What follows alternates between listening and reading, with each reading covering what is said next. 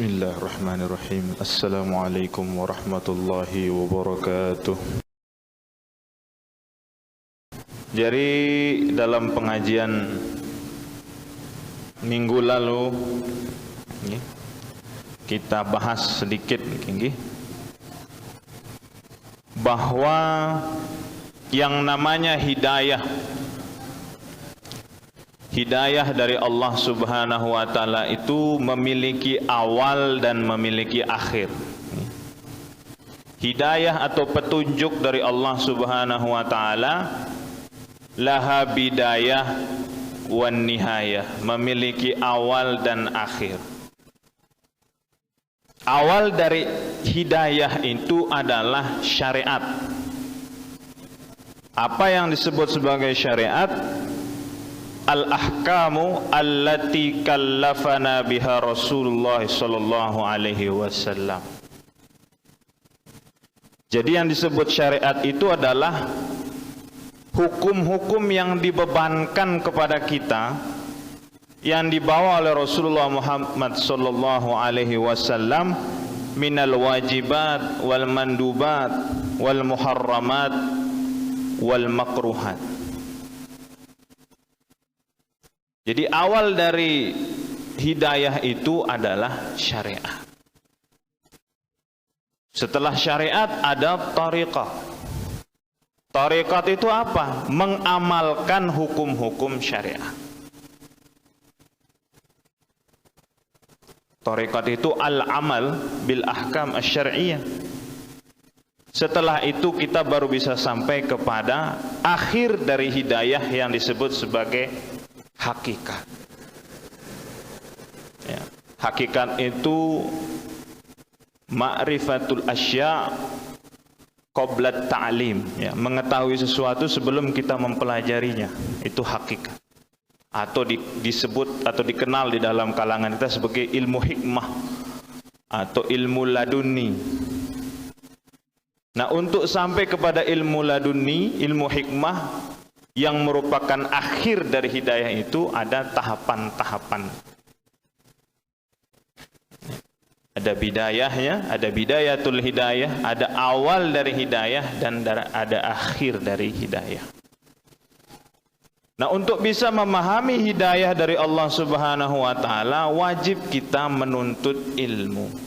Karena hidayah itu merupakan samratum min samaratil ilm.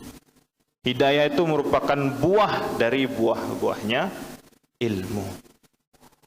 Dan di dalam menuntut ilmu tidak boleh kita salah di dalam berniat.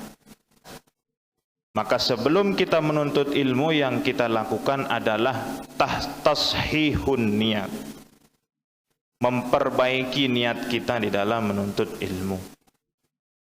Bahwa menuntut ilmu, khususnya ilmu agama, niatnya adalah talabul hidayah, untuk mendapatkan hidayah dari Allah Subhanahu.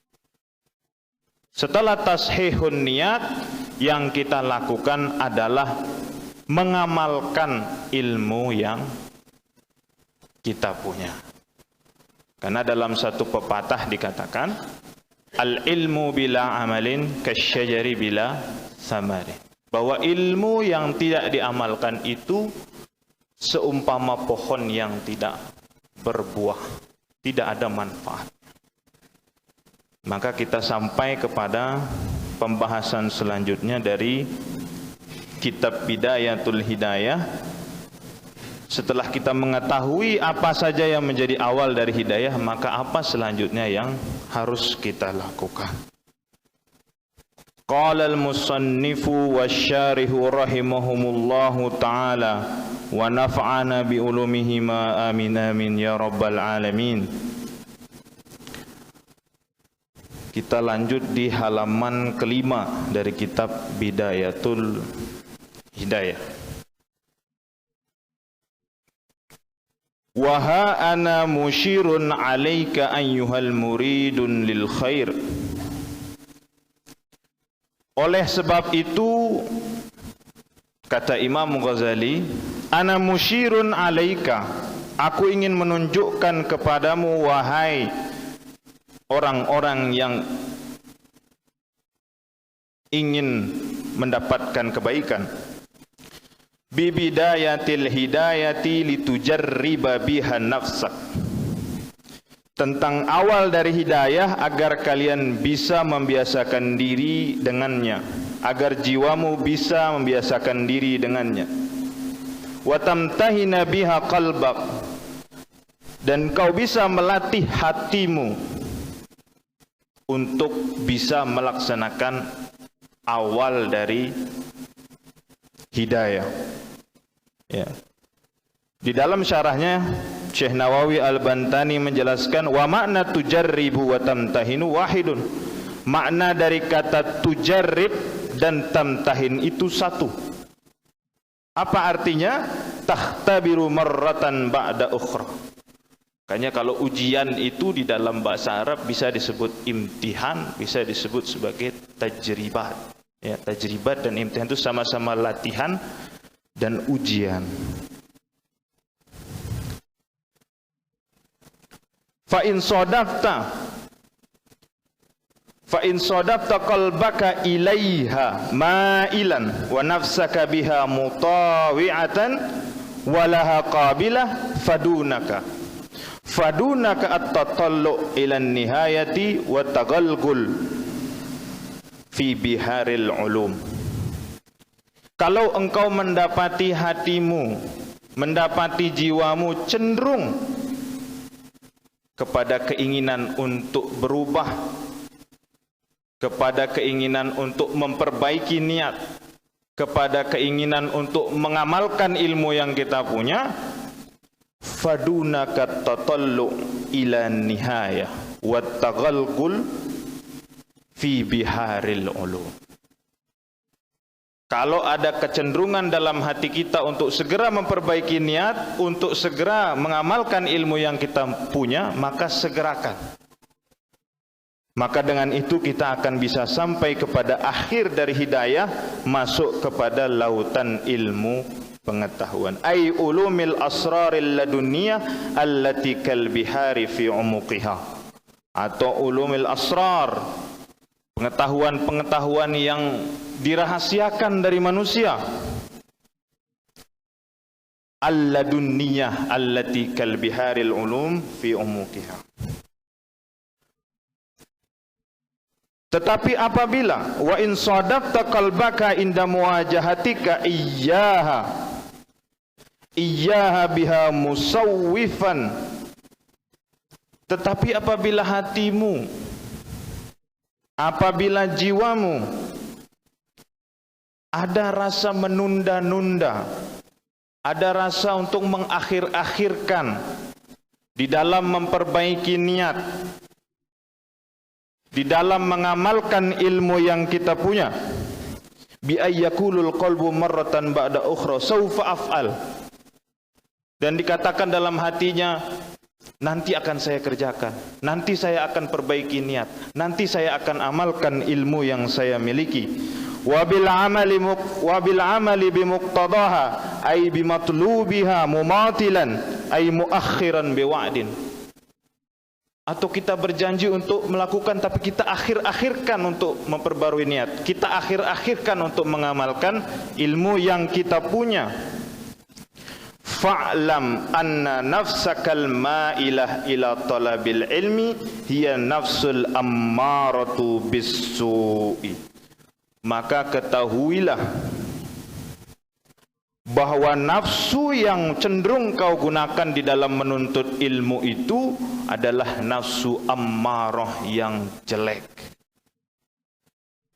Jadi menuntut ilmu itu bagus. Menuntut ilmu itu adalah perbuatan baik. Tetapi menuntut ilmu tidak bisa tanpa mengamalkan ilmu yang kita miliki. Kalau masih ada rasa di dalam hati kita untuk menunda-nunda mengamalkan ilmu yang kita punya, maka ketahuilah itu didorong oleh nafsu ammaratu bisu. Contohnya seperti ini, kita tahu, kita maklum berbohong itu perbuatan dosa.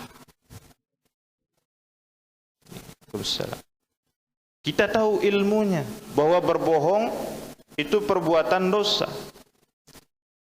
Tetapi pengetahuan kita tentang dosa dari berdusta itu tidak membuat kita meninggalkan perbuatan itu. Artinya apa? Ilmu yang kita miliki tidak kita amalkan. Kita tahu mengadu domba itu perbuatan dosa. Namimah, ghibah, adu domba itu perbuatan dosa. Tapi tetap kita lakukan, itu berarti kita tidak mengamalkan ilmu yang kita punya.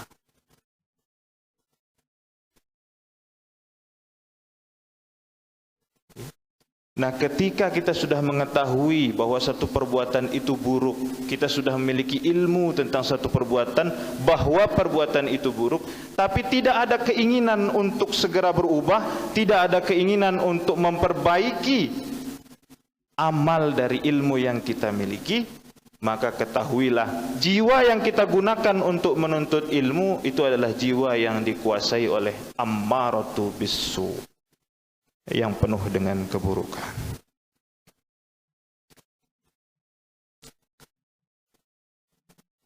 Aiqamatin nafsu li talabil ilmi muti'atan lisyaitanil la'in. Ya.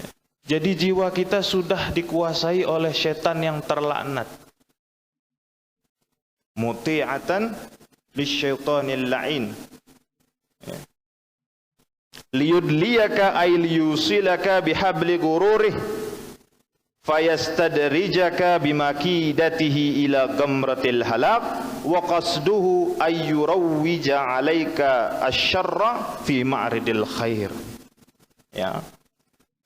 Jadi yang namanya setan itu di dalam menggoda manusia tidak selalu menampilkan perbuatan-perbuatan yang buruk. Tetapi terkadang setan itu membungkus keburukan itu di dalam bentuk-bentuk yang baik.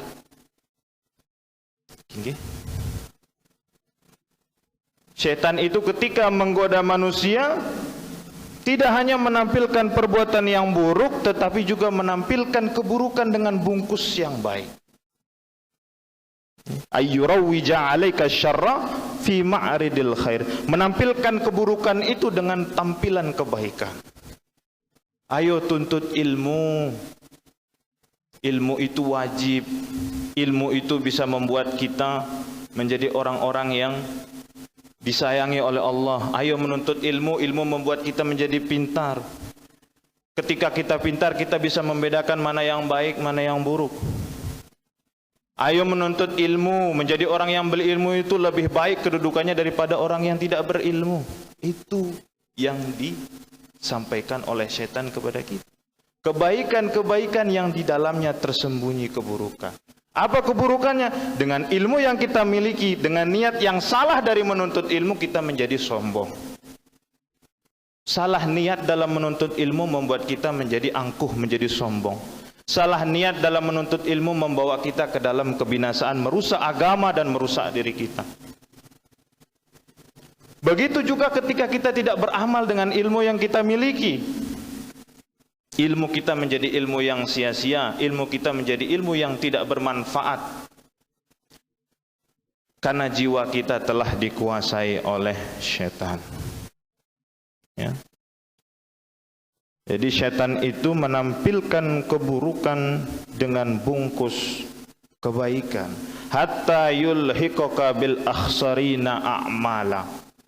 Sampai-sampai kita semua itu masuk ke dalam golongan orang-orang akhsarina a'mala, orang-orang yang merugi dengan amalnya. Ya. Siapa saja orang yang rugi dalam amalannya? Ay alladzina atba'u anfusahum fi amalin, orang-orang yang lelah atau melelahkan dirinya fi amalin, di dalam beramal, yarjuna bihi fadlan fanalu halakan. Dengan amalnya, dengan amal kita berharap kebaikan dari Allah, berharap pahala dari Allah, fanalu halakan, yang kita dapat justru kebinasaan. Kenapa? Karena salah dalam berniat, karena amal kita tidak berdasarkan ilmu yang kita miliki. Siapa lagi orang yang merugi itu? Alladzina dhalla sa'yuhum fil hayatid dunya. Orang-orang yang rugi, orang-orang yang celaka dengan amalnya selama hidup di dunia. Wahum yahsabuna annahum yuhsinuna sunnah. Orang-orang ini merasa dirinya telah melakukan perbuatan baik. Karena menuntut ilmu itu kan perbuatan baik. Dia merasa dia menuntut ilmu berarti dia orang baik. Dia merasa dia belajar berarti dia orang baik. Padahal yahsabuna annahum yuhsinuna sunnah. Dia hanya merasa dirinya berbuat baik, padahal ilmu yang dia dapatkan itu dia peroleh dengan jiwa yang dikuasai oleh ammaratu bisu. Ya. Jadi syaitan itu wa inda zalik, syaitan itu yatslu alaika syaitan fadlal ilmi. Syaitan itu akan meniupkan, akan membisikkan tentang keutamaan ilmu kepada kita, supaya kita mau belajar, tetapi belajar dengan niat yang salah.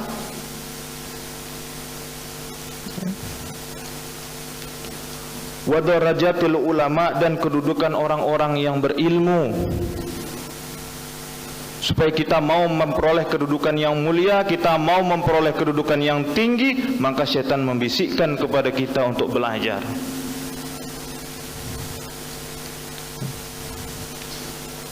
Jadi syaitan membisikkan itu wa ma warada fihi minal akhbar wal athar, melalui apa yang ada di dalam akhbar, di dalam hadis Rasulullah Muhammad sallallahu alaihi wasallam, dan di dalam athar atau qaul sahabat. Ya, asar itu adalah qaul sahabat, qaul tabi'in itu disebut sebagai asar. Misalnya seperti apa? Kama qala sallallahu alaihi wasallam, nazratun ilal alimi ahabbu ilayya min ibadati sanatin siyamiha wa qiyamiha. Nah, jadi setan itu akan meniupkan, akan membisikkan tentang hadis Nabi. Contohnya apa? Nazratun ilal alimi ahabbu ilayya min ibadati sanatin siyamiha wa qiyamiha. Melihat orang alim, sekedar melihat orang alim, kata Nabi, ahabbu ilayya min ibadati sanatin siyamiha wa qiyamiha. Lebih baik di pandanganku daripada puasa selama 1 tahun penuh dan ibadah 1 tahun penuh. Nazratun ilal alim, melihat orang alim lebih baik daripada berpuasa, daripada sholat selama 1 tahun. Itu yang dibisikkan oleh setan kepada kuping kita. Sehingga niat kita untuk menuntut ilmu tidak lagi talabul hidayah, tetapi untuk memperoleh kedudukan yang mulia di sisi manusia.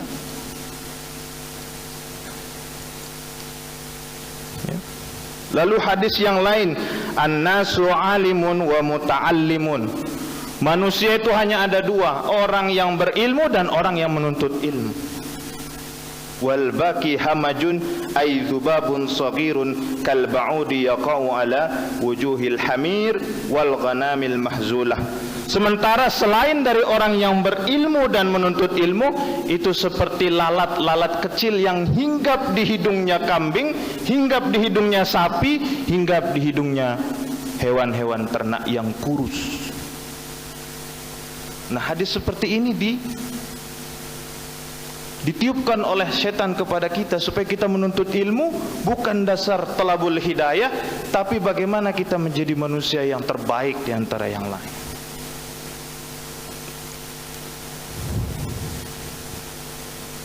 Kemudian dalam hadis lain, fadlul alimi 'alal 'abid sab'una darajatan ma baina kulli darajataini kama bainas samai wal ard.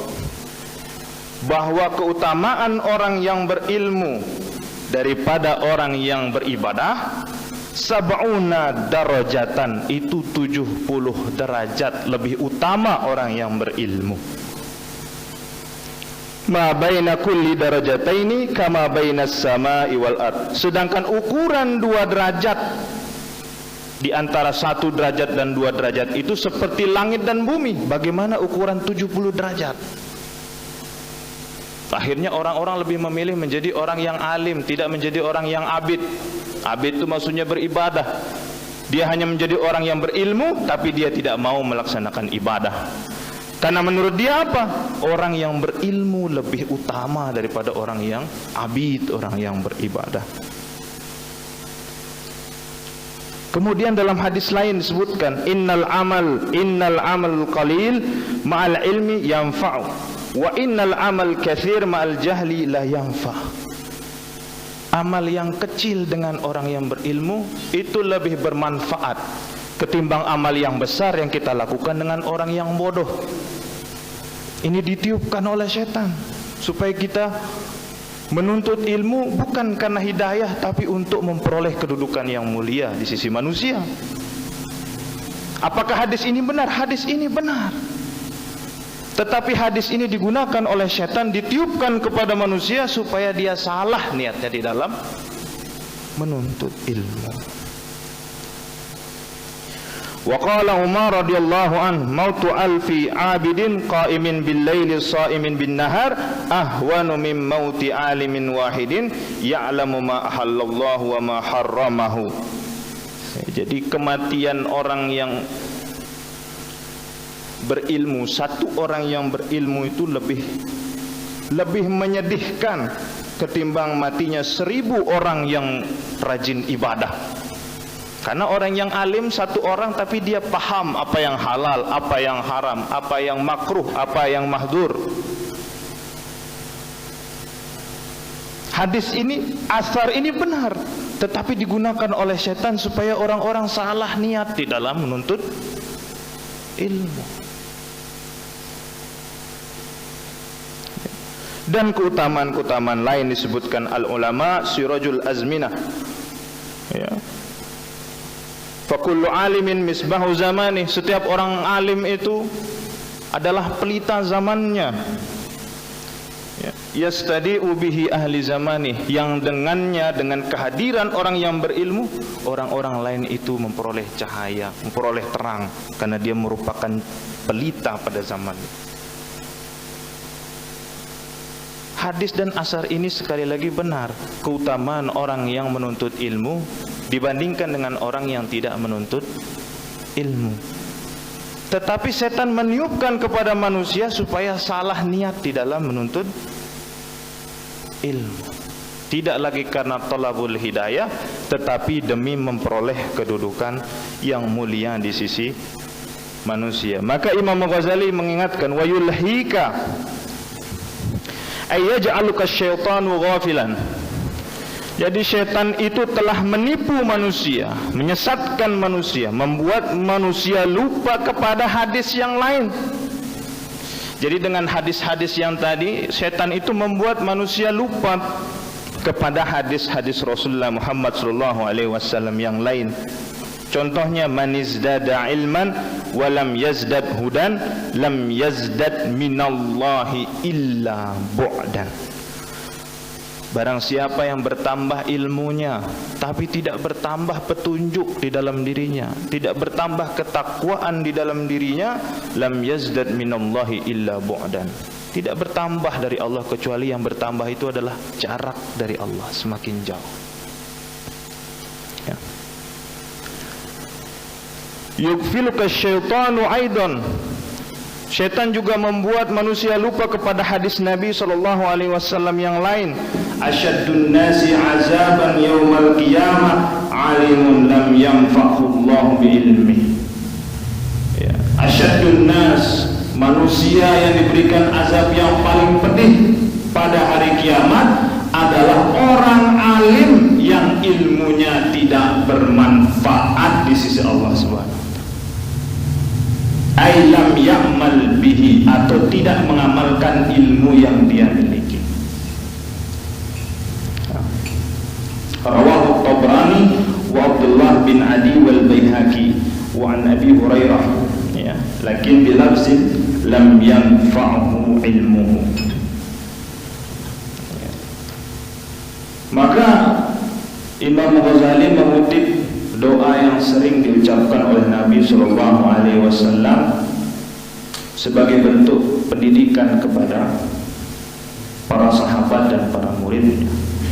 Doanya seperti apa?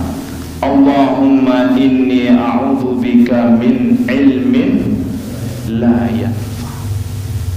Apa maksudnya ilmin la yanfa itu? Wa huwa ma la yashabuhu amalun wa la yu'dhanu fi ta'limihi syar'an aw ma la yuhadzibul akhlaq. Allahumma inni a'udzubika min ilmin la yanfa. Ya Allah, aku berlindung dari ilmu yang tidak bermanfaat. Dijelaskan oleh Imam Nawawi Al-Bantani, Syekh Nawawi Al-Bantani, maksud dari ilmu la yanfa itu yang kita tidak boleh mengamalkan ilmu itu secara syara. Contohnya ilmu sihir.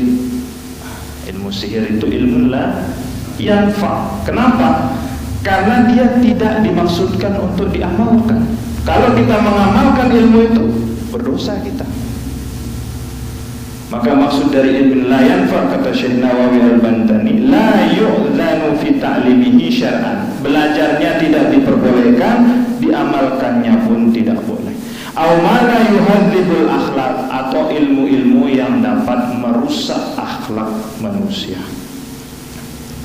Allahumma inni a'udzubika min ilmin la yanfa wa qalbin la yakhsha wa amalin la yurfa wa du'ain la yusma.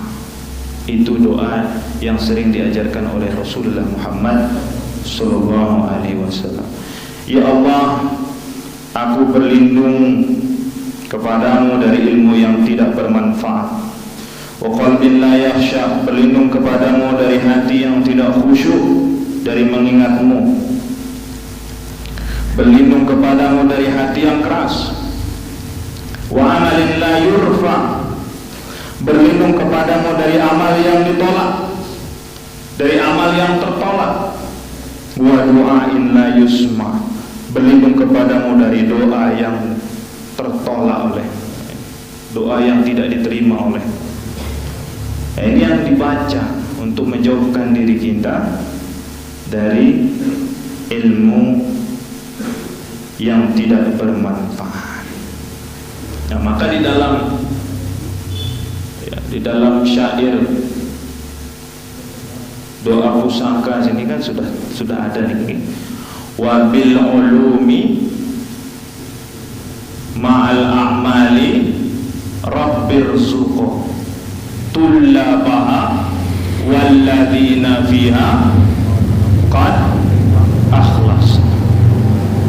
Wa bil ulumi ma'al a'mali rabbirzuqo tullabaha walladzina fiha qad akhlas.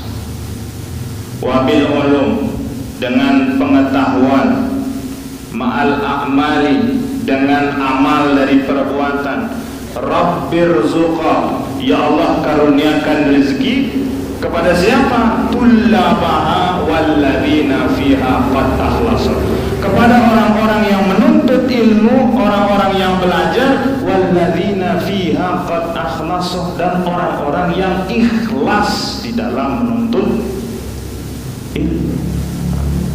Jadi aurat ini jangan hanya dibaca saja, kan? Dipahami pesan-pesannya. Bit ta'limi wa insya'illah rabbana wa ajzilan ajraman qad ahsanal amala. Bit ta'lim, ikhlas dalam apa? Bit ta'lim wa insya'in, dalam pengajaran, dalam penulisan. Rabbana wa ajzilan ajraman qad ahsanal amal, berikan balasan kepada orang-orang yang ikhlas dalam menuntut ilmu itu, balasan bagi orang-orang yang ahsanal amala, orang-orang yang berbuat baik. Jadi sudah ada pesan di dalam aurat itu untuk beramal dengan ilmu yang kita miliki dan ikhlas di dalam menuntut ilmu dan mengajarkan ilmu yang kita punya. Hanya mungkin kita baca-baca tapi tidak kita paham artinya. Wa bil ulumi ma'al a'mali rabbirzuqa tullabaha walladzina fiha qad akhlasu. Kalau perlu ini nanti santri-santri ini tempel di dindingnya itu menjadi doa. Bitta'limi wa insya'in laha rabbana wa ajzilan ajraman qad ahsanal amanah. Ternyata sudah diingatkan kita di dalam syair doa pusaka itu untuk beramal dengan ilmu yang kita punya dan ikhlas di dalam berniat, ikhlas di dalam menuntut ilmu, agar kita terhindar dari apa yang disebutkan oleh Rasulullah sallallahu alaihi wasallam, man izdada ilman wa lam yazdad hudan lam yazdad minallahi illa bu'dan. Semakin berilmu kok kita malah semakin jauh dari Allah. Itu karena ilmu kita tidak kita peroleh dengan niat yang ikhlas, dan ilmu yang kita miliki justru tidak kita amalkan dalam kehidupan kita. Dan Imam Ghazali juga mengutip satu riwayat, ya, marartu lailatan usriya bi aqwamin tuqradu shifa'uhum bi maqarid minan nar faqultu man antum qalu kunna na'mur bil khair wa la na'tihi. Pada satu malam ketika Rasulullah sallallahu alaihi wasallam Isra, diperjalankan minal Masjidil Haram ilal Masjidil Aqsa, beliau melihat dan bertemu dengan satu kaum, dengan kaum-kaum, ya, bi aqwamin tuqradu shifahuhum bimaqarid min narin, mulutnya digunting dengan gunting dari neraka. Lalu Rasulullah SAW bertanya, man antum, siapa kalian? Qalu kunna na'muru bil khair wa la na'tihi. Kami ini adalah orang-orang yang menyuruh orang lain melakukan perbuatan baik, sedang kami sendiri tidak melaksanakan perbuatan itu. Nah, jadi hati-hati para dai, para ustaz, para ulama ini, tanggung jawabnya berat. Menganjurkan orang untuk sabar, sedangkan dia sendiri paling tidak sabar. Menganjurkan orang menjadi pemaaf, dia sendiri tidak pernah memaafkan orang lain.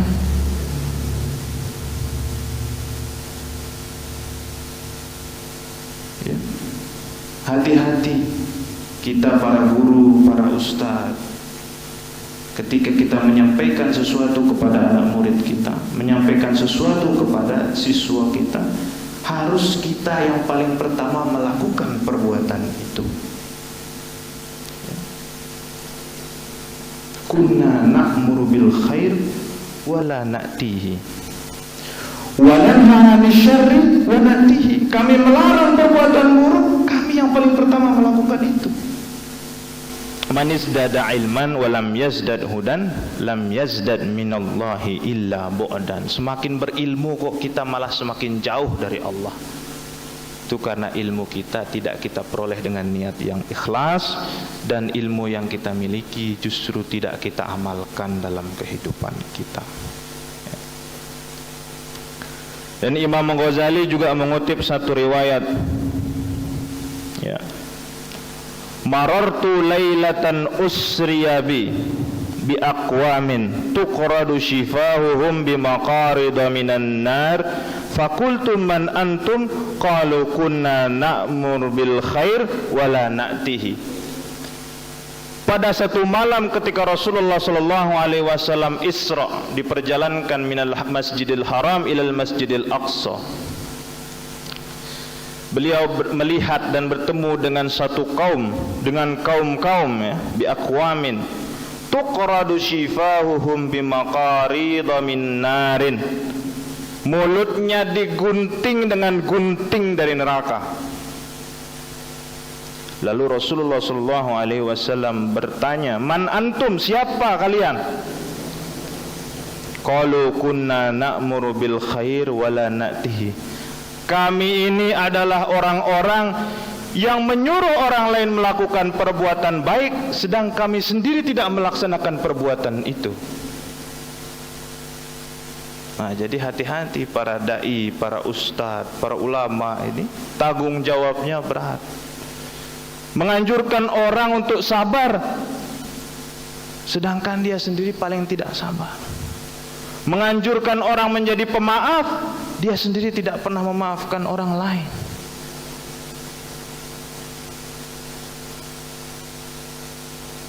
Ya.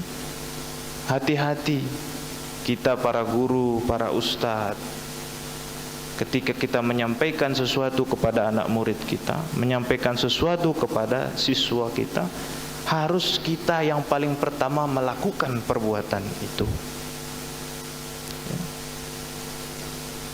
Kunna na'muru bil khair wa la na'tihi wa nanha 'anil syarri wa na'tihi. Kami melarang perbuatan buruk, kami yang paling pertama melakukan itu.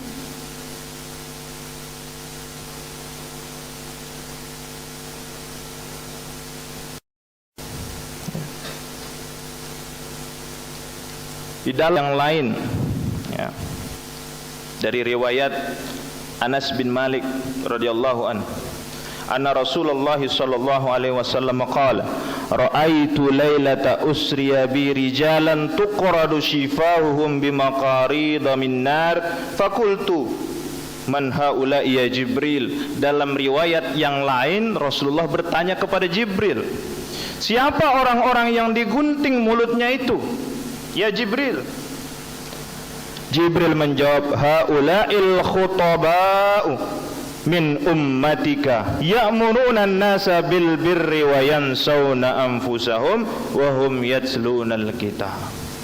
Mereka itu para khatib. Nah, ini hati-hati para khatib ini. Mereka para khatib dari umatmu ya Muhammad, ya'muruna an-nasa bil birri.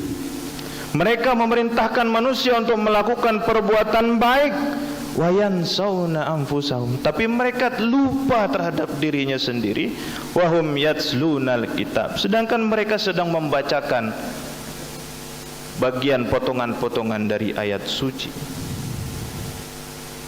Nah, jadi ini bahayanya menjadi orang yang berilmu tetapi tidak mengamalkan ilmunya. Zaman saya menjadi ustadz itu mudah nih, ya, modal kamera jadi ustadz. Tetapi konsekuensi dari ilmu yang kita miliki itu yang berat. Itu yang menjadikan orang berilmu berbeda dengan orang yang tidak berilmu. Orang yang tidak berilmu tidak punya kewajiban untuk mengamalkan ilmunya, sedangkan kita yang berilmu berkewajiban untuk mengamalkan ilmu yang kita punya.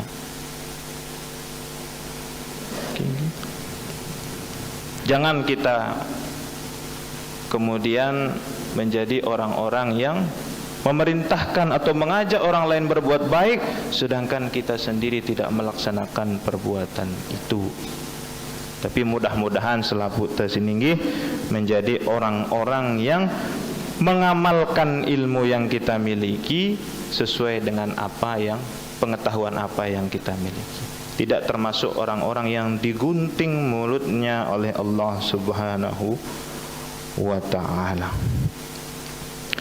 Kemudian Imam Ghazali mengingatkan, fa iyyaka ya miskin, ya, maka waspadalah wahai orang-orang yang miskin.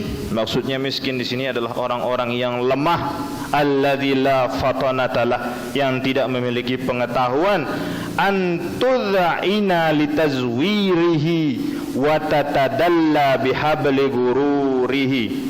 Kita harus waspada dari semua jeratan tipu daya setan. Jadi setan itu membungkus hal-hal yang buruk dengan kebaikan, sehingga kita merasa diri kita melakukan perbuatan baik padahal kita sedang melaksanakan perbuatan yang buruk, ya. Dan berhati-hatilah, watatadalla aitasila bihabli ghururihi, ya. Jangan sampai kita semua kemudian, ya, terjerat tali, terjerat ikatan dengan setan yang terkutuk. Ya, itu peringatan yang diberikan oleh Hujjatul Islam Abu Hamid Imam Al-Ghazali. Di bab selanjutnya Imam Ghazali mengatakan wa idza kana, nah ini sebagai syarah dari Syekh Nawawi Al-Bantani, wa idza kana ta'allumul ilmi was-su'alu anhu wajiban liqauli ta'ala fas'alu ahla dzikri ayil ilmi in kuntum la ta'lamun fal 'amalu bil ilmi ba'dal ilmi wajibun.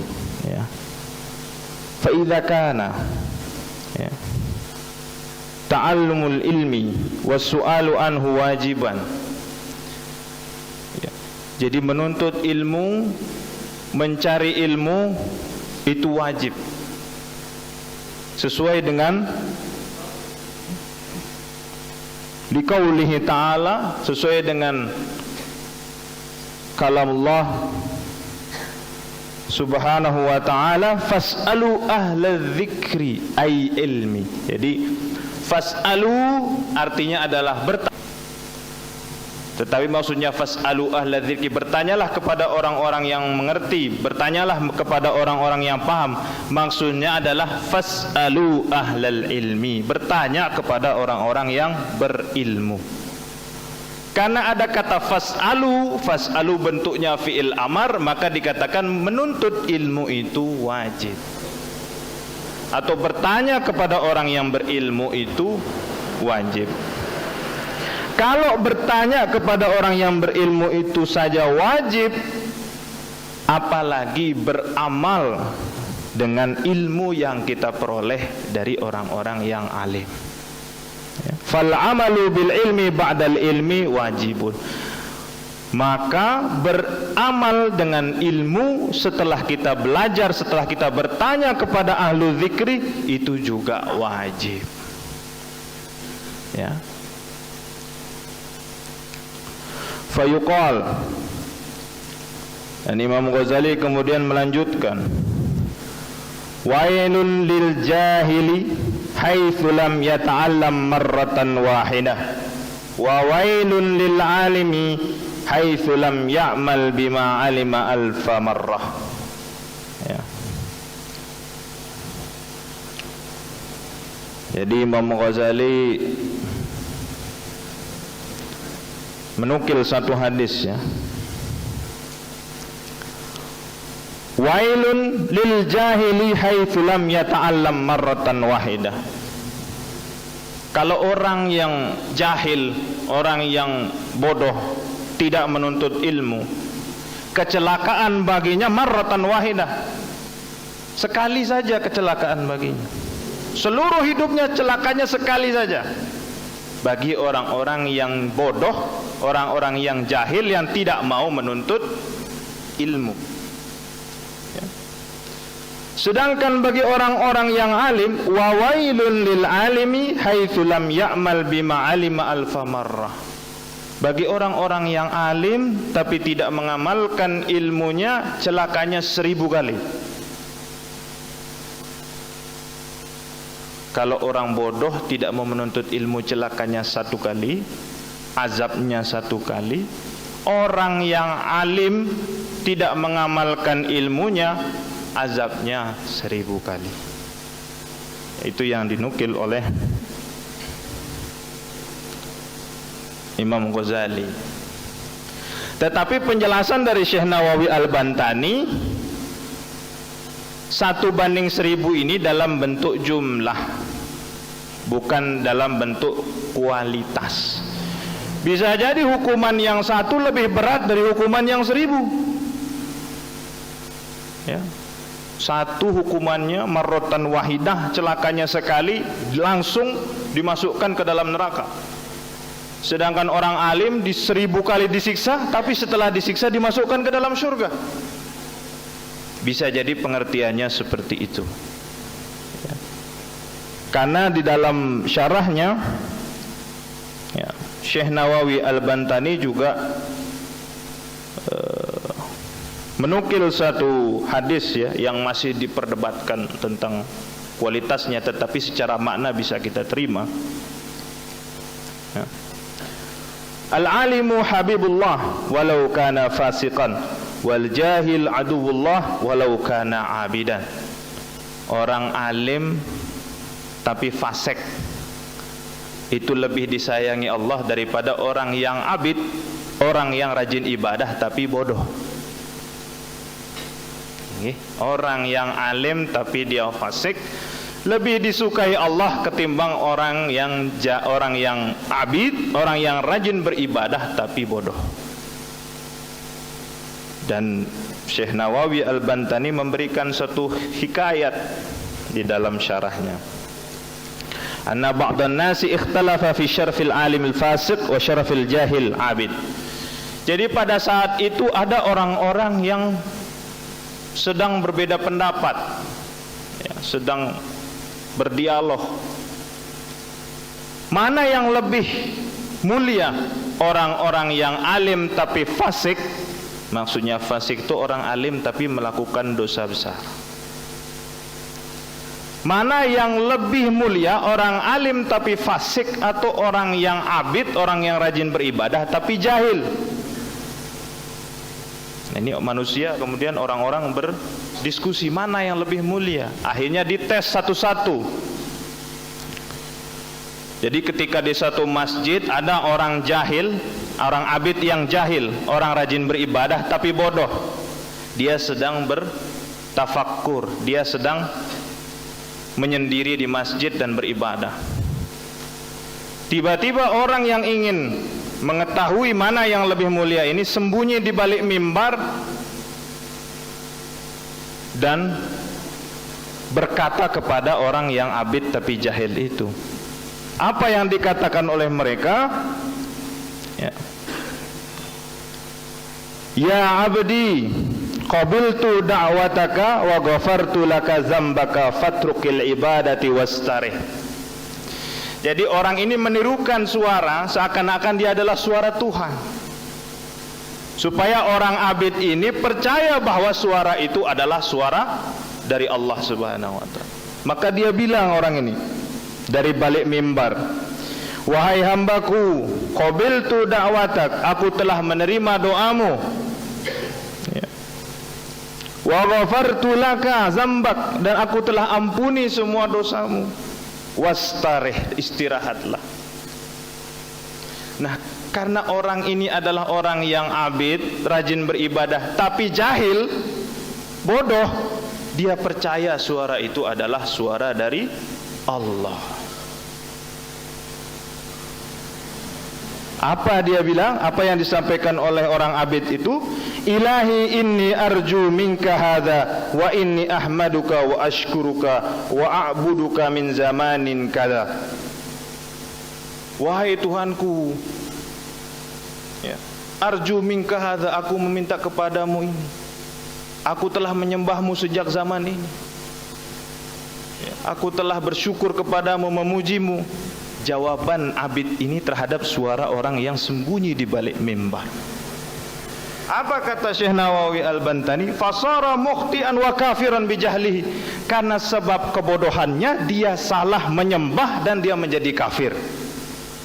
Karena dia mengira suara itu adalah suara Tuhan, suara Allah Subhanahu wa ta'ala. Nah, berarti orang yang abid, orang yang rajin beribadah tapi jahil, itu bisa soro mukhti'an wa kafiran, bisa babi jahlihi, dia menjadi salah dan menjadi kafir karena sebab bodohnya.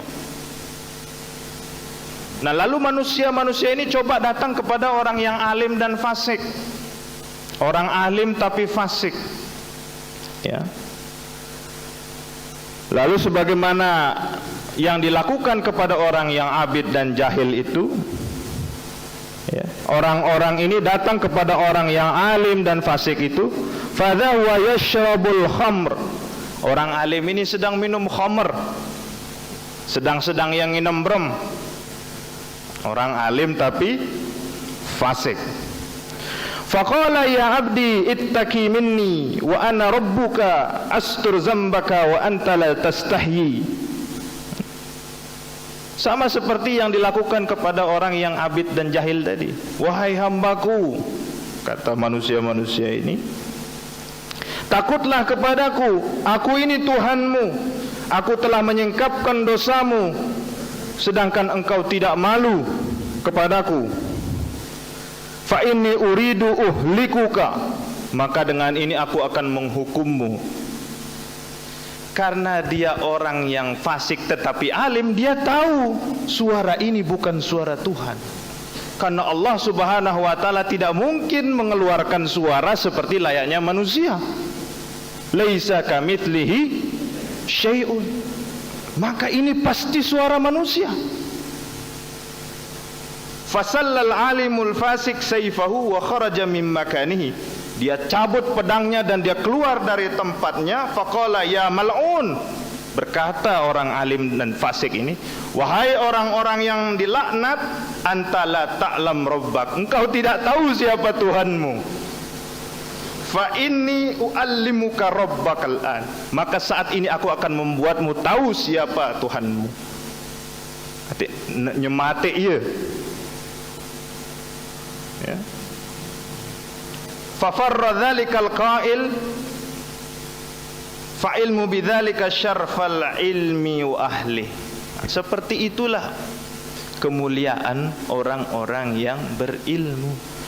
Meskipun dia fasik, dia tahu siapa Tuhannya. Meskipun dia fasik, dia tahu Tuhannya berbeda dengan makhluk. Beda dengan orang-orang yang rajin beribadah tetapi jahil. Mudah sekali untuk soro mukhti'an wa kafiran bisababi jahlihi. Mudah sekali dia menjadi kafir, menjadi salah karena sebab kebodohannya. Ya. Maka kalau ada orang-orang yang ya dia rajin beribadah tapi tidak mau menuntut ilmu agama, tidak mau mempelajari hukum-hukum, dalil-dalil di dalam syariat Islam, tidak mau memahami mana yang menjadi hal-hal yang haram, mana hal-hal yang halal, mana yang mandub, mana yang mubah, mana yang makruh, mana yang mahdzur. Dia hanya mau ibadah saja. Orang-orang yang seperti ini akan sangat mudah untuk disesatkan orang lain. Maka begitu mendengar satu kata-kata, dia mudah sekali terpengaruh. Beda dengan orang-orang yang alim.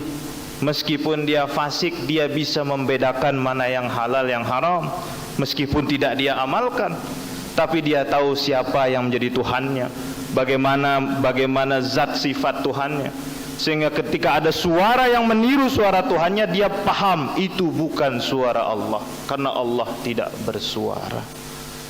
Itulah keistimewaannya orang yang berilmu dengan yang tidak berilmu. Tapi yang paling baik adalah orang alim yang tidak fasik. Ya. Orang alim yang tidak fasik. Jadi beribadah itu perlu. Berilmu itu perlu. Lebih baik lagi kalau kita berilmu dan kita beribadah dengan ilmu yang kita miliki. Jangan kita baru belajar kepada satu ustadz, ilmunya kita belum paham, tapi dengan apa yang diajarkan oleh ustadz ini kita gunakan untuk menyerang saudara-saudara kita yang lain karena kita tidak paham.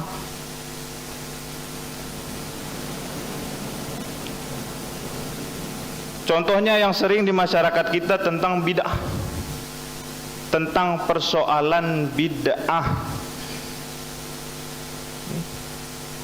Baru ngaji sekali langsung iya doang paling paham apa makna bid'ah.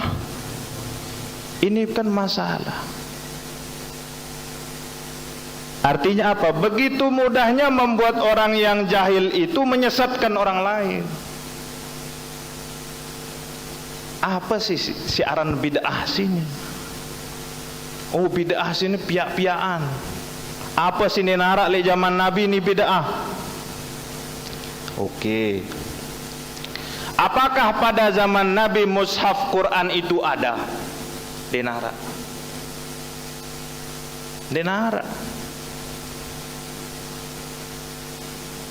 Ara apa ndek mushaf Quran lek zaman Nabi? Denara. Quran sih terbaca sini. Dalam bentuk tulisan, dalam bentuk kitab, dalam bentuk mushaf, apakah sudah ada? Dena manara. Lalu apakah kita katakan Al-Quran itu bid'ah karena tidak ada pada zaman Nabi? Dek nengeno.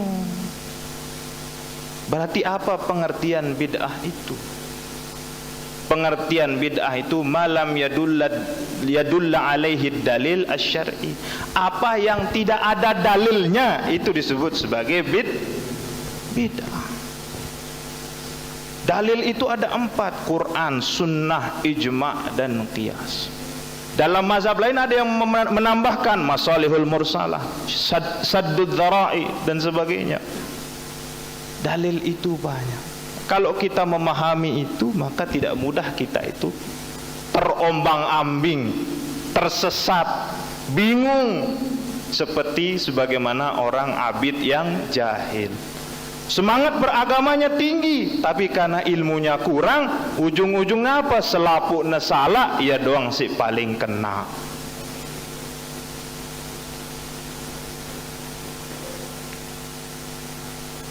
Hadis yang sering dipakai apa? Fa inna asdaqal hadisi kitabullah wa khairul hadi hadi Muhammad sallallahu alaihi wasallam wa syarrul umuri muhdatsatuha wa kullu muhdatsatin bid'ah wa kullu bid'atin dhalalah wa kullu dhalalatin finnar. Ini doang jadi hadis. Kullu muhdatsatin bid'ah, selalu hal-hal si baru bid'ah. Apakah setiap hal yang baru itu semuanya bid'ah?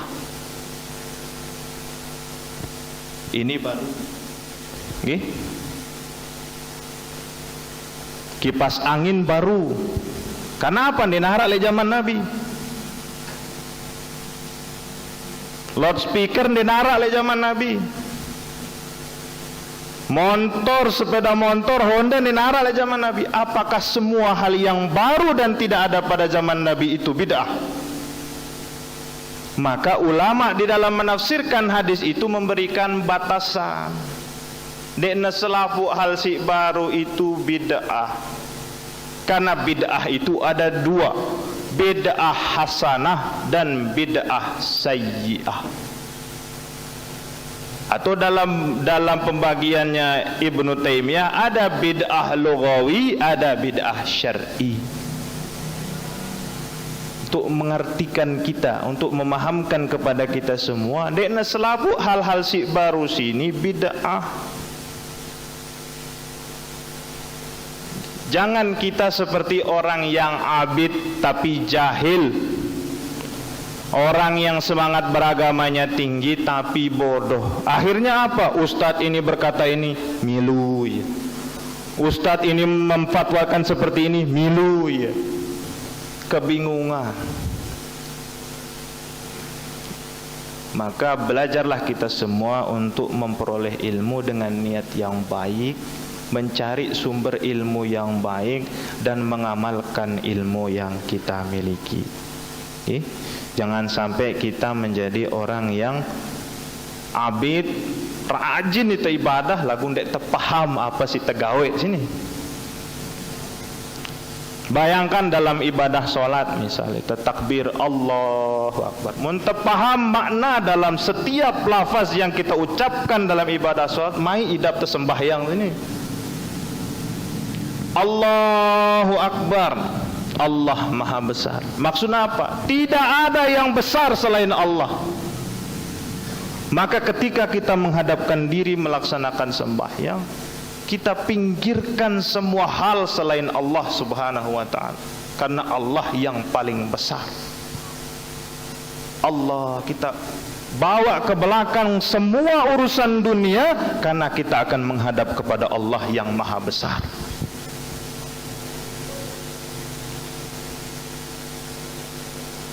Lalu kita membaca doa iftitah, Allahu Akbar kabira walhamdulillahi katsira wa subhanallahi bukratan wa asila. Inni wajjahtu wajhiya lilladzi fataras samawati wal ard hanifan musliman wa ma ana minal musyrikin. Inna salati wa nusuki wa mahyaya wa mamati lillahi rabbil alamin. Kita hayati setiap kata-kata yang kita ucapkan, kita pahami setiap kata-kata yang kita ucapkan.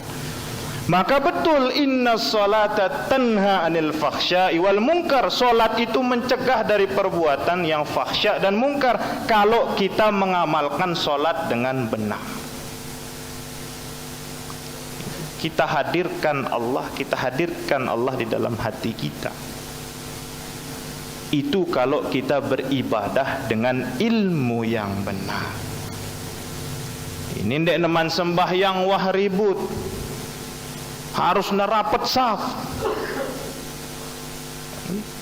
sampai nengengkang rapat saf. Ngombe angku nak khusyuk sembahyang sini coba.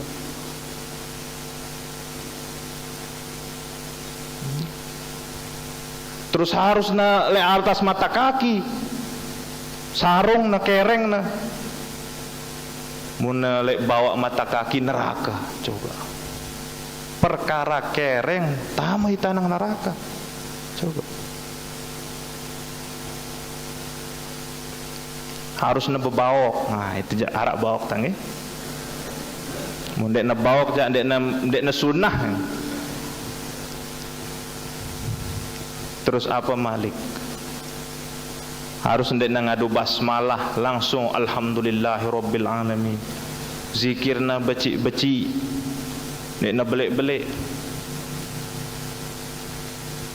Jadi sibuk memperhatikan amalan orang lain, sibuk menilai amalan orang lain, lupa dengan amalnya sendiri. Sudah benar atau belum? Niatnya sudah baik atau belum? Sudah sesuai dengan tuntunan atau belum? Kita sibuk mengkoreksi, ini salah, ini salah, ini salah. Ini sih kena, ini itu doang paling kena.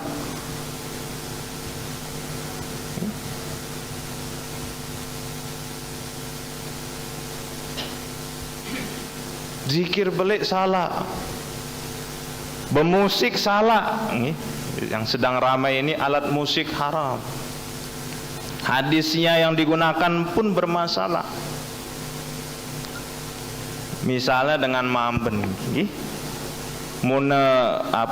kalau bicara nih, muna ngeraos, pasti arak nada. Jadi setiap kita berbicara itu ada nada, ada suara. Apakah ketika kita bersuara dan menghasilkan nada menjadi haram karena dia termasuk musik?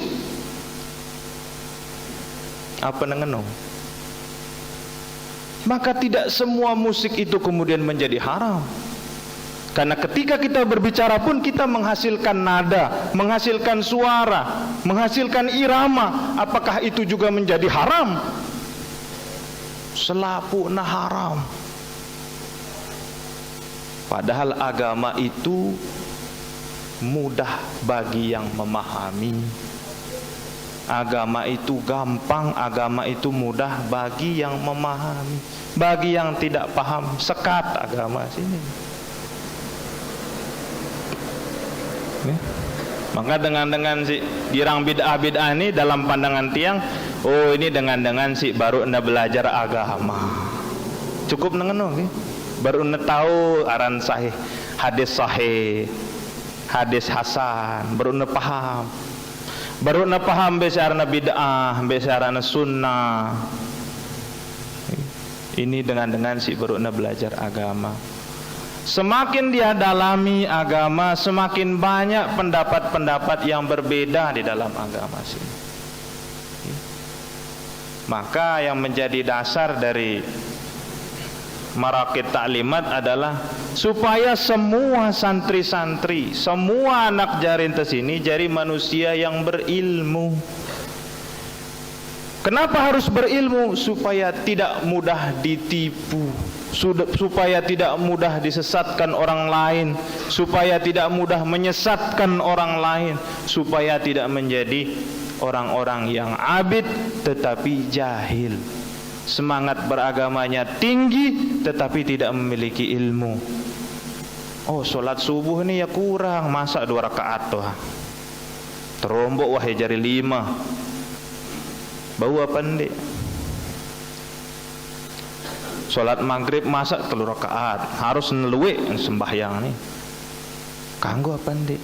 Ndek tekanggo. Ibadah itu sudah ada petunjuknya, sudah ada tuntunannya. Jangan kemudian ketidaktahuan kita membuat kita kemudian berlebih-lebihan di dalam beragama. Agama sini jamak-jamak. Kerjakan sholat 5 waktu, kerjakan apa yang diperintahkan, tinggalkan apa yang dilarang, insyaallah dakhalal jannah, tamai tanang syurga. Ini selapuk hal jadi masalah. Selapuk hal jadi masalah. Tahlil tamanang neraka. Kanan dinara oleh zaman Nabi. Tahlil sini bid'ah. Apa arti tahlil? Tahlil itu mengucapkan la ilaha illallah. Bedanya diucapkan secara berjamaah, diucapkan bersama-sama, diucapkan dalam satu majlis.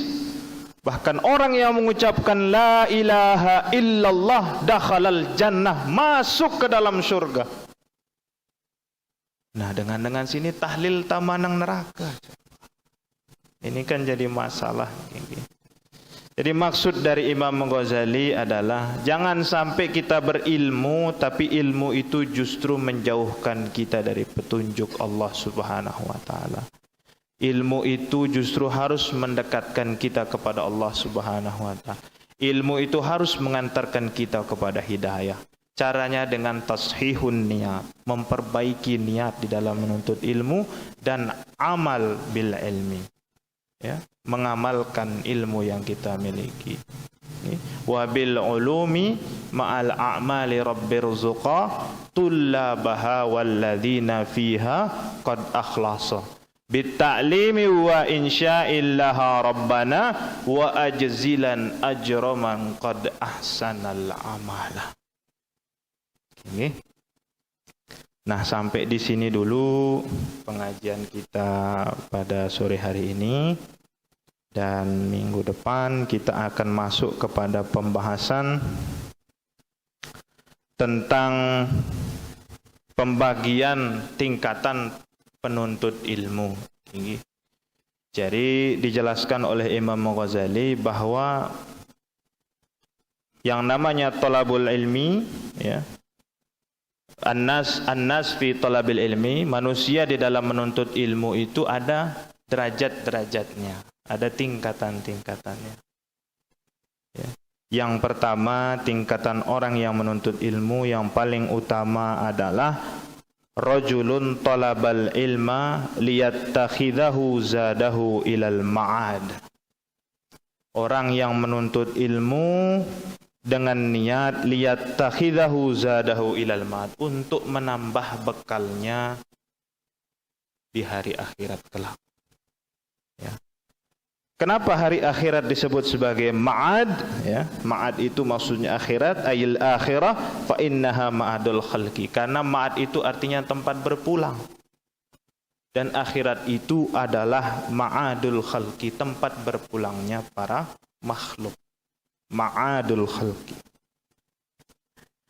Walam yaqsid bihi illa wajhallahi wad darul akhirah. Jadi orang yang paling tinggi derajatnya dalam menuntut ilmu itu, khususnya ilmu agama, dia menuntut ilmu sebagai bekalnya dalam menghadapi hari akhirat. Walam yaqsid bihi illa wajhallah, dan dia berniat dalam menuntut ilmu tiada lain sebab Allah Subhanahu wa taala, wad darul akhirah, dan tempat tinggal di hari akhir kelak. Ya.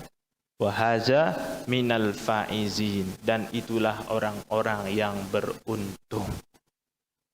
Jadi ada yang bertanya, apa artinya faizin? Mengapa kita mengucapkan minal aidin wal faizin ketika lebaran? Jadi minal aidin wal faizin itu bukan selamat hari raya Idul Fitri, nggih? Kadang salah itu, minal aidin wal faizin artinya apa? Selamat hari raya Idul Fitri. Salah. Lengkapnya adalah ja'alanallahu minal aidin wal faizin. Semoga Allah menjadikan kita semua orang-orang yang kembali, orang-orang yang berbahagia, dan menjadi orang-orang yang beruntung dan menang. Itu maksudnya diucapkan ketika hari raya. Bukan berarti minal aidin wal faizin artinya selamat hari raya. Nah, ini kan jangan sampai kita menjadi orang yang abid tetapi jahil sehingga mudah tertipu. Apa artinya minal aidin wal faizin? Pokoknya selamat hari raya. Nah, ini salah. Minal aidin wal faizin wal maqbulin. Ya, maksudnya kita masuk ke dalam orang-orang yang berbahagia, orang-orang yang beruntung, orang-orang yang menang dan menjadi orang-orang yang diterima amalnya oleh Allah Subhanahu wa taala. Nah, orang-orang yang faizin ini ya sedikit saja sebelum terakhir ini. Rajulun ay an-najin, orang-orang yang berhasil, orang-orang yang terlindungi min azabillah, dari azab Allah Subhanahu wa taala, allahiqina bil khair, orang-orang yang mendapatkan kebaikan. Wa alamatu alimil akhirah, ya, orang-orang yang menuntut ilmu karena sebab akhirat itu salah satu, ada 3. Tanda-tanda orang yang menuntut ilmu, orang-orang yang mencari ilmu karena sebab mencari bekal untuk hari akhir itu ada 3.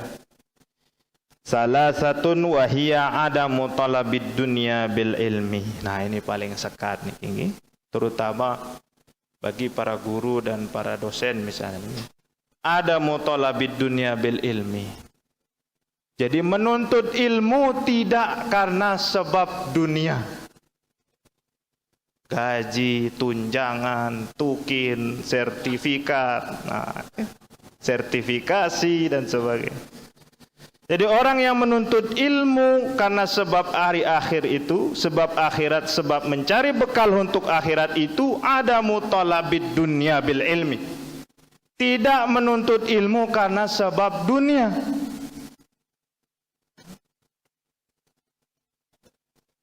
Sekat nggih?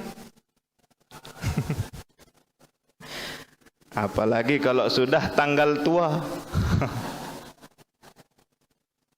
Ada mutalabid dunya bil ilmi. Jadi orang-orang yang menuntut ilmu tidak karena sebab dunia. Oh, sekat ini. Tetapi yang diingatkan oleh Imam Ghazali, ketika ada keinginan untuk berubah, kita rubah niat. Jadikan apa yang sifatnya dunia dalam bentuk gaji, tunjangan, apa malik, sertifikasi. Ya. Karena tiang juga menikmati itu. Jadikan itu sebagai bonus. Yang paling utama kita dapatkan adalah bekal kita di hari akhirat. Kita mengajarkan satu ilmu, mengajarkan satu pelajaran kepada murid-murid kita dengan harapan dengan ilmu itu murid kita mendapatkan hidayah. Dengan ilmu itu murid kita menjadi orang yang baik. Nah, masalah gaji, masalah tunjangan ini menjadi bonus. Jangan sampai tunjangan macet, ngajar macet. Nah, ini tunjangan di teman cair. Ini tinggi. Ada mutalabid dunia bil ilmi, ya. Kita tidak menuntut ilmu karena sebab dunia. Tetapi sebab dunia tidak hanya berupa harta. Kita menuntut ilmu untuk menjadi orang yang dianggap pintar, dianggap alim. Itu juga niat yang salah. Menuntut ilmu supaya didengarkan orang, supaya populer, supaya menjadi orang yang dikenal alim, dikenal sebagai orang yang berilmu. Kalau masih ada niat-niat seperti itu, berarti dia tidak termasuk kepada orang-orang yang menuntut ilmu karena sebab akhirat. Menuntut ilmu sebabnya adalah mengumpulkan bekal kita di akhirat. Ya. Wa kaunu qasdihi bil istighal bil ulum naila sa'adatil akhirah. Jadi niatnya yang kedua, ciri-ciri dari orang yang menuntut ilmu karena sebab akhirat, qasdihi bil istighal bil ulum naila sa'adatil akhirah. Ya, dia menuntut ilmu sungguh-sungguh untuk memperoleh kebahagiaan nanti di hari akhirat. fayakunu muqtaniyan bi ilmil batin sa'isan li qalbihi bi mujahadatin nafsi. Dia sungguh-sungguh melatih hatinya, melatih jiwanya untuk senantiasa meyakinkan dirinya bahwa menuntut ilmu itu lillahi ta'ala. Wa kaunu i'timadihi fil ulum ala ittiba'i sahibi syariah sallallahu alaihi wasallam fi af'alihi wa aqwalihi. Nah, ciri terakhir dari orang yang faizin, orang yang menuntut ilmu karena sebab mengharapkan akhirat, i'timad ala ittiba'ir rasul, ya. Jadi dia berpegang kepada apa yang dilakukan oleh Rasul, apa yang dikatakan oleh Rasul, itu yang menjadi pegangannya di dalam menuntut ilmu. Sahibus syariah sallallahu alaihi wasallam. Nah, mudah-mudahan kinggih, karena memang si arana memperbaiki niat sini dena perkara mudah, gampang mudah untuk diucapkan, tetapi sulit untuk kita laksanakan. Tetapi insya Allah, ya, mungkin adanya majelis ini sebagai pengingat bagi kita semua bahwa ada sesuatu di dalam aktivitas kehidupan keseharian kita yang harus kita perbaiki. Niat kita dalam menuntut ilmu, niat kita di dalam memberikan ilmu. Apakah boleh berniat menjadi pegawai negeri karena sebab materi? Boleh saja. Tetapi jangan sampai kita berniat selain dari niat kita melaksanakan semua aktivitas kita semata-mata sebagai bentuk ibadah kepada Allah Subhanahu wa taala. Menjadi pegawai negeri dengan niat materi, tetapi materi itu nanti akan kita berikan, kita sedekahkan, kita zakatkan, kita jadikan dia sesuatu yang bermanfaat. Karena susah mendenara upah. 2021 saya milik pegawaian denara upah. Denara. Zaman lain masih nara. Zaman tahu itu sulit. Maka kita pelan-pelan memperbaiki niat kita, menuntut ilmu, mengajarkan ilmu, semata-mata niat kita adalah talabul hidayah, untuk memperoleh hidayah, dan nail sa'adah fil akhirah, mendapatkan kebahagiaan di dunia wal akhirah, di dunia dan akhir. Mudah-mudahan Allah Subhanahu wa taala memberikan kekuatan bagi kita semua untuk bisa memperbaiki niat kita, untuk bisa menata hati kita, menata jiwa kita, agar jiwa dan hati kita selalu cenderung kepada kebaikan. Allahumma arinal haqqa haqqan warzuqna ittiba'ah wa arinal batila batilan warzuqna ijtinabah. Hadanallahu wa iyyakum ajma'in. Assalamualaikum warahmatullahi wabarakatuh.